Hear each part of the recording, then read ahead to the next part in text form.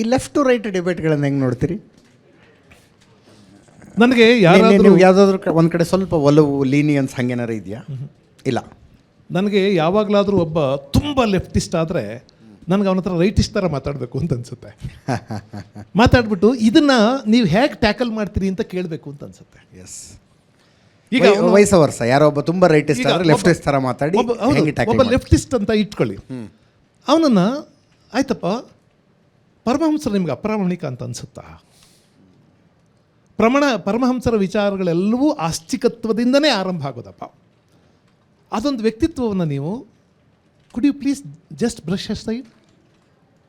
ಒಬ್ಬ ಅರವಿಂದನ ತೆಗೆದಿಟ್ಬಿಡ್ತೀರಾ? ವಾಲ್ಮೀಕಿಯನ್ನು ತೆಗೆದುಹಾಕ್ಬಿಡ್ತೀರಾ? ಏನು ಮಾಡ್ತೀರಿ ನೀವು ಆವಾಗ ಅಂತ ಕೇಳ್ತೀನಿ. ಯಾರಾದರೂ ಒಬ್ಬ ಭಾಳ ಸನಾತನಿ ರೈಟಿಸ್ಟು ಎಲ್ಲ ನಮ್ಮಲ್ಲಿ ಮುಂಚೆನೇ ಇತ್ತು ರೀ, ನಮ್ಮ ದೇಶ ಅದ್ಭುತವಾದದ್ದು ಅಂತ ಏನಾದ್ರು ಹೇಳುವಾಗ ಅವ್ರಿಗೂ ನಾನು ಈ ಪ್ರಶ್ನೆ ಕೇಳ್ತೀನಿ, ಕಾರಂತರನ್ನ ಕುವೆಂಪುನ ಹೇಗೆ ಅರ್ಥ ಮಾಡ್ಕೊತೀರಿ ನೀವು? ಅವ್ರು ಬೇಜವಾಬ್ದಾರಿಯಾಗಿ ಮಾತಾಡಿದ್ದಾರೆ ಅಂತ ಅನ್ನಿಸ್ತದೆ ನಿಮಗೆ? ಕುವೆಂಪು ಕಾರಂತರದೊಂದು ಬಹಳ ಒಳ್ಳೆಯ ಪ್ರಬಂಧ ಇದೆ, ನಮ್ಮ ಅಳತೆಯನ್ನು ಮೀರಲಾರದ ದೇವರು ಅಂತ. ನಮ್ಮ ಅಳತೆಯನ್ನು ಮೀರಲಾರದ ದೇವರು ದೇವರು. ಅವ್ರೇನು ಹೇಳ್ತಾರೆ ಅಂದರೆ, ನಾವು ಸಮುದ್ರ ಅನ್ನುವಾಗ ದೊಡ್ಡ ಸಮುದ್ರ ಅಂತೀವಿ, ನನ್ನ ಕೈಲಿ ತೋರ್ಸೋಕ್ಕಾಗೋದು ಇಷ್ಟೇ ಸಮುದ್ರನ. ನೀವು ಹಿಂಗಂದಾಗ ನೋಡ್ದವನು ಸಮುದ್ರದ ಅಳತೆ ಏನೋ ಗೊತ್ತಾಗಲ್ಲ ಅಲ್ವಾ? ನಾವೆಲ್ಲವೂ ನಮ್ಮ ಅಳತೆಯಲ್ಲಿ ನೋಡ್ತೀವಿ. ನಿಮ್ಮ ಅಳತೆಗಳು ದೊಡ್ಡದಾಗಿದೆ ಇದ್ರೆ ನಿಮ್ಮ ದೇವರು ದೊಡ್ಡವನಾಗಲ್ಲ. ನಿಮ್ಮ ದೇವರು ಸಿಟ್ಟು ಬರ್ಸ್ಕೊತಾನೆ, ಕೋಪ ಮಾಡ್ಕೊತಾನೆ, ನೀವು ದುಡ್ಡು ಕೊಟ್ಟರೆ ಸಂತೋಷ ಪಡ್ತಾನೆ, ಬಟ್ಟೆ ಹಾಕಿ ಕೊಟ್ಬಿಟ್ರೆ, ರೇಷ್ಮೆ ಸೀರೆ ಕೊಟ್ಬಿಟ್ರೆ ಸಂತೋಷ ಪಟ್ಬಿಡ್ತಾರೆ, ಇಲ್ಲದಿಲ್ಲ ನಮ್ಮ ಲೆವೆಲಲ್ಲೇ ಯೋಚನೆ ಮಾಡ್ತಿರ್ತೀವಿ. ಅದರಿಂದ ಆಚೆಗೆ ಆಚೆಗೆ ಆಚೆಗೆ ಆಚೆಗೆ ಹೋಗ್ತಿದ್ದಂಗೆ ನಿಮ್ಮ ದೇವರು ದೊಡ್ಡವನಾಗ್ತಾ ಹೋಗ್ತಾನೆ. ನಿಮ್ಮ ದೇವರು ದೊಡ್ಡವನು ಮಾಡಬೇಕು ಅಂದರೆ ನಿಮ್ಮ ದೃಷ್ಟಿ ದೊಡ್ಡದಾಗಬೇಕು ಅಂತ ಕುವೆಂಪು ಕಾರಂತರು ಹೇಳ್ತಾರೆ ಅಲ್ವಾ? ಇಲ್ಲದೇ ಇದ್ದರೆ ಕೃಷ್ಣ ಅಂದರೆ ಅವರು ಅದೇ ಹೇಳ್ತಾರೆ, ಕೃಷ್ಣ ಅಂದರೆ ಹೀಗೆ ಕೊಳಲು ಇಟ್ಕೊಂಡಿರ್ತಾನೆ, ಕೈಲಿ ಒಳ್ಳೆ ಬಟ್ಟೆ ಹಾಕೊಂಡಿರ್ತಾನೆ, ತಲೆಗೆ ನವಿಲ್ಗರಿ ನೀವು ಇಲ್ಲಿಗೆ ನಿಂತು ಹೋಗ್ಬಿಟ್ರೆ ಕೃಷ್ಣ ಒಂದು ಅನುಭವವಾಗಿ ನಿಮಗೆ ದಕ್ಕೋದಿಲ್ಲ. ಮೂರ್ತಿಯಾಗಿ ದಕ್ಕಬಹುದು, ಚಿತ್ರವಾಗಿ ದಕ್ಕಬಹುದು, ಅನುಭವವಾಗಿ ದಕ್ಕೋದಿಲ್ಲ. ನಮ್ಮ ಪುತಿ ನರಸಿಂಹಾಚಾರ್ಯರು ಸರ್, ನನಗೆ ಆ ತಲೆಮಾರಿನ ಹಲವಾರು ಜನ ಲೇಖಕರಿದ್ದಾರಲ್ಲ, ಎಂಥ ಅದ್ಭುತವಾದ ಲೇಖಕರು, ಜನಗಳನ್ನು ಹೇಗೆ ಫೇಸ್ ಮಾಡ್ತಾ ಇದ್ರು ಅಂತ. ಮೂರ್ತಿರಾಯರು ಅವರು ದೇವರು ಅಂತ ಒಂದು ಪುಸ್ತಕ ಬರೆದಿದ್ದಾರೆ. ದೇವರು ಅನ್ನುವ ಪುಸ್ತಕ ನಾಸ್ತಿಕತ್ವವನ್ನು ಪ್ರತಿಪಾದಿಸುವಂಥ ಪುಸ್ತಕ. ದೇವರು ಅನ್ನೋದೆಲ್ಲ ಸುಮ್ಮನೆ ಹೀಗೆ ಒಂದು ಅಷ್ಟೇ ನಾವು ಅಂದ್ಕೊಂಡಿದ್ದೀವಿ, ಅದೆಲ್ಲವನ್ನು ಅವರು ತಾರ್ಕಿಕವಾಗಿ ಅಲ್ಲ ಅಂತ ಹೇಳ್ತಾ ಹೋಗ್ತಾರೆ, ನಾಸ್ತಿಕವಾದ. ಈ ಪುಸ್ತಕನ ಒಬ್ಬಳು ಹುಡುಗಿ ಕೊಟ್ಟು ಅದರಲ್ಲಿ ದೇವರು ನಿನಗೆ ಒಳ್ಳೆಯದು ಮಾಡಲಿ ಅಂತ ಬರೆದು ಸೈನ್ ಹಾಕಿರ್ತಾರೆ.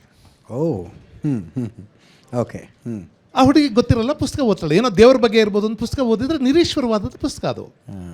ಆ ಹುಡುಗಿ ಹೇಳ್ತಾಳೆ, ತಾತ ಏನು ಮೋಸ, ನೀವು ದೇವರಿಲ್ಲ ಅಂತ ಪುಸ್ತಕ ಬರೆದಿದ್ದೀರಿ, ಒಳ್ಳೆಯದು ಮಾಡಲಿ ಅಂತ ಬರೆದಿದ್ದೀರಲ್ಲ, ಸರಿನಾ ಇದು ಅಂತ ಕೇಳ್ತಾಳೆ.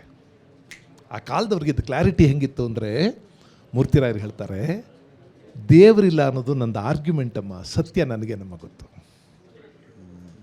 ನಂದು ಆರ್ಗ್ಯುಮೆಂಟ್ ಅಷ್ಟೇ.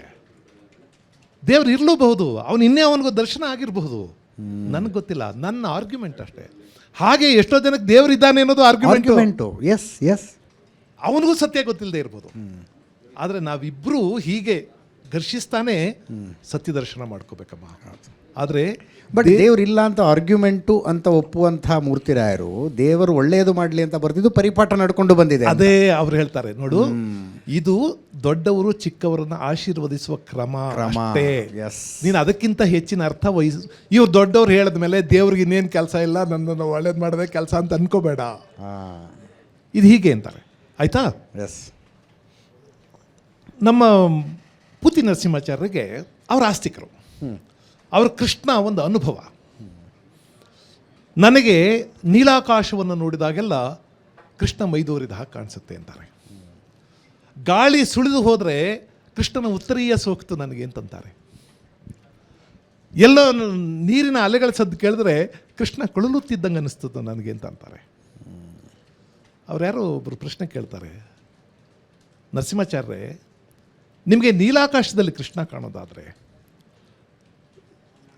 ಅಲೆಯ ಹುಲಿಗಳಲ್ಲಿ ನಿಮ್ಮ ಕೃಷ್ಣನ ಕೊಳಲುಲಿ ಕೇಳಿಸುತ್ತೆ ಅನ್ನೋದಾದರೆ, ಗಾಳಿ ಬೀಸೋದು ಕೃಷ್ಣನ ಉತ್ತರೀಯ ಸೋಕದಂಗೆ ಆಗುತ್ತೆ ಅನ್ನೋದಾದರೆ, ದೇವಸ್ಥಾನ ಯಾಕೆ ಬೇಕು, ಯಾಕೆ ಹೋಗ್ತೀರಿ ದೇವಸ್ಥಾನಕ್ಕೆ ಅಂತಾರೆ.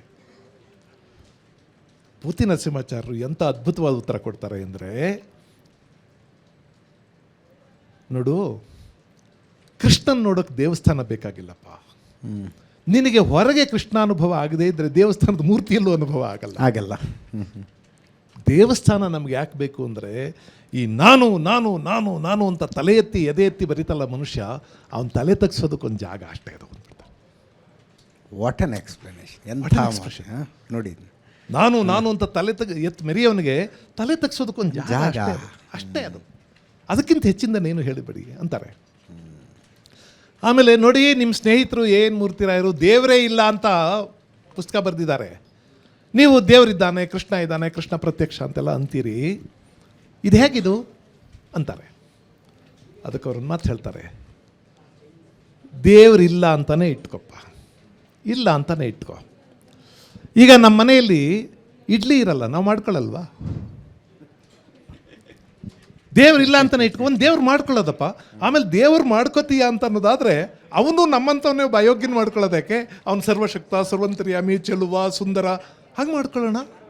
ಅವನು ಯಾವಾಗಲೂ ಮಾಸದ ಚೆಲುವು, ಸದಾ ಮುಗುಳ್ನಗೆ, ಎಲ್ಲರನ್ನೂ ಕ್ಷಮಿಸುವಷ್ಟು ದೊಡ್ಡವನು, ಸದಾ ಸತ್ಯ ಪಕ್ಷಪಾತಿ, ಹಂಗೆ ತುಂಬ ಒಳ್ಳೆಯವನು ಮಾಡ್ಕೊಳ್ಳಿ. ದೇವ್ರನ್ನೇ ಒಳ್ಳೆಯವನು ಮಾಡ್ಕೊಳ್ರಿ. ನೀವು ಕಲ್ಪನೆ ಮಾಡ್ಕೊಳ್ಳೋ ದೇವರು ನಿಮ್ಮಷ್ಟೇ ಸಣ್ಣ ಮನುಷ್ಯ ಆಗಿರಬಾರ್ದು. ಎಸ್, ಅಂಥ ಒಂದು ಅದ್ಭುತವಾದ ದೇವ್ರು ಮಾಡ್ಕೊಳ್ಳಿ. ನಾವು ಮಾಡ್ಕೊಂಡಿರೋದು ಅದೇ ಕೆಲಸಪ್ಪ ಅಂತಾರೆ. ನನಗೆ ಈಶ್ವರವಾದವಾಗಲಿ ನಿರೀಶ್ವರವಾದವಾಗಲಿ ಅದನ್ನು ಹೇಳುವಾಗ ಅವ್ರಿಗಿದ್ದಂಥ ಕ್ಲಾರಿಟಿ, ಆಮೇಲೆ ಈ ದುಷ್ಟತನ ಅಲ್ಲ, ಇನ್ನೊಂದು ವಾದವನ್ನು ಬಡ್ದು ಬಿಸಾಕ್ಬಿಡ್ಬೇಕು, ನಾನು ಕೆರಳಿಸ್ಬಿಡ್ಬೇಕು ಅನ್ನೋದಲ್ಲ. ಕೆರಳಿಸೋದ್ರಿಂದ ಸಮಾಜಕ್ಕೆ ಒಳ್ಳೆಯದಾಗೋದಿಲ್ಲ. ಸಂಘರ್ಷದಿಂದ ಸಂಘರ್ಷ ಒಂದು ಸಲ ಶುರು ಆಯಿತು ಅಂದರೆ ಅದು ಎಲ್ಲಿಗೋ ಬೇಕಾದ್ರೂ ಹೋಗುತ್ತೆ. ವಿವೇಕದಿಂದ ಮಾತ್ರ ಸಮಾಜವನ್ನು ತಿದ್ದಬಹುದು. ಇವರೆಲ್ಲರಿಗೂ ಇದ್ದದ್ದು ಆ ಥರದೊಂದು ವಿವೇಕ. ಅದರಿಂದನೇ ನನಗೆ ಇವರು ಸತ್ಯ ಅಂತ ಅನ್ನಿಸ್ತಾರೆ. ಎಸ್, ನನಗೆ ಯಾರೋ ಇಲ್ಲಿ ನನಗೆ ನಿರೀಶ್ವರವಾದಿ ಎಷ್ಟೋ ಸಲ ಸತ್ಯ ಅಂತ ಅನ್ನಿಸ್ತಾನೆ, ಎಷ್ಟೋ ಸಲ ಈ ಈಶ್ವರವಾದಿ ಸತ್ಯ ಅಂತ ಅನ್ನಿಸ್ತಾನೆ. ಯಾರೋ ಸನಾತನಿಗಳಿಗೆ ಹಾಗಾದರೆ ಕುವೆಂಪು 100 ದೇವರನ್ನೆಲ್ಲ ನೂಕಾಚೆ ದೂರ, ಭಾರತಾಂಬೆಯೇ ದೇವಿ ನಮಗಿಂದು ಪೂಜಿಸುವ ಭಾರ, ಸತ್ತ ಕಲ್ಲುಗಳ ಮುಂದೆ 10 ಕರೆದುದು ಸಾಕು, ಜೀವದಾತೆಯನೆಂದು ಕೂಗಬೇಕು, ಶತಮಾನಗಳು ಬರೀ ಜಡಶಿಲೆಯ ಪೂಜಿಸಾಯಿತು, ದಾಸರನ್ನು ಪೂಜಿಸಿಯ ದಾಸ್ಯವಾಯಿತು. ಹೆಂಗ್ರಿ ಅರ್ಥ ಮಾಡ್ಕೊತೀರಿ ಇದನ್ನ? ಕುವೆಂಪು ಅಪ್ರಾಮಾಣಿಕವಾಗಂತೂ ಬರೆದಿಲ್ಲ. ಹಂಗೆ ನೋಡಿದ್ರೆ ಕುವೆಂಪು ಬಹಳ ದೊಡ್ಡ ಅಧ್ಯಾತ್ಮವಾದಿ. ಅವರು ಹೌದು, ಬಹಳ ದೊಡ್ಡ ಅಧ್ಯಾತ್ಮವಾದಿ. ಅವರು ಪ್ರಾರ್ಥನೆಯಿಂದ ಒಂದು ಅಗಾಧವಾದ ಶಕ್ತಿ ಬರುತ್ತೆ ಮನುಷ್ಯನಿಗೆ ಅಂತ ನಂಬಿದ್ದವರು ಅವರು ಹೀಗೂ ಬರೀತಾರೆ. ಅದರಿಂದ ಸೋಗಲಾಡಿತನ ಎಲ್ಲಿದ್ರೂ ಕೆಟ್ಟದ್ದೇ ಸರ್. ಎಡದಲ್ಲಿದ್ದರೂ ಕೆಟ್ಟದ್ದೇ, ಊಟಾಟಿಕೆ ಎರಡೂ ಕಡೆ ಕೆಟ್ಟದ್ದೇ. ಎಸ್, ಎರಡೂ ಕಡೆ ಕೆಟ್ಟದ್ದೇ. ಅದನ್ನು ನಾವೊಂದು ನ್ಯೂಟ್ರಲ್ ಪ್ಲೇಸ್ನಲ್ಲಿ ನಿಂತ್ಕೊಂಡು ನೋಡೋದಕ್ಕೆ ಬರ್ಬೇಕು ನಮಗೆ.